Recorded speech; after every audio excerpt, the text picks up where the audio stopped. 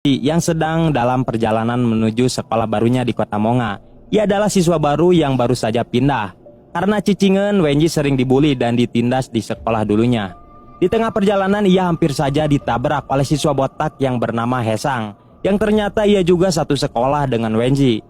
Di hari pertamanya ia langsung ditindas oleh murid sekelasnya dan harus membawa uang untuk diberikan kepada Gao, seorang reman di kelasnya. Bahkan saat jam istirahat juga ia dipajak makanan oleh dia.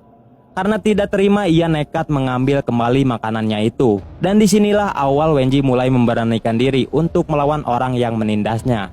Tetapi karena kejadian itu ia harus berurusan dengan Gao dan anak buahnya. Saat pulang sekolah, Wenji dicegat oleh Gao di depan gerbang untuk balas dendam.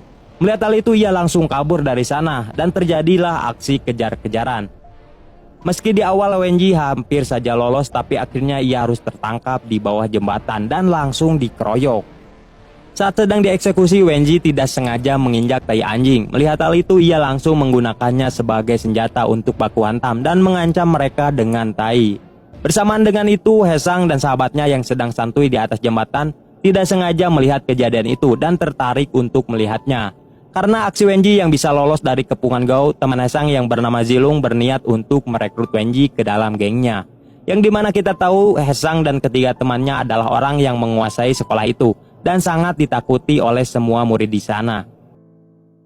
Keesokan harinya ketika di sekolah, Wenji disegat oleh Hesang dan ia langsung mengajaknya untuk bergabung ke dalam kelompok mereka. Karena tidak memiliki teman, ia pun menerima tawaran itu dan akhirnya Wenji pun resmi bergabung ke dalam geng mereka. Kemudian mereka berlima pergi ke kelasnya Wenji untuk balas dendam kepada Gao karena telah mengeroyoknya kemarin. Setelah itu Gao dan anak buahnya dibawa ke atap sekolah untuk digabrut satu persatu oleh Wenji. Tanpa banyak bacot, ia pun langsung menghajar mereka semua, bahkan sampai mengkamehamehanya hingga tepar. Namun ternyata itu hanyalah lamunan Wenji, yang ternyata ia tidak berani untuk menghajar Gao CS. Namun setelah diberi motivasi oleh Hesang, jika ia tidak menggabrotnya, maka suatu hari Wenji yang akan digabrot.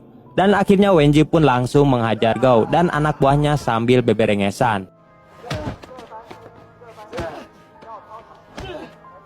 Dan bisa kita ketahui ternyata dari kecil hingga sekarang Wenji tidak pernah mempunyai teman dan sudah sering dibully oleh teman sekolahnya. Dan itulah alasan mengapa ia menjadi cicingan dan tenggar kalongan alias cupu.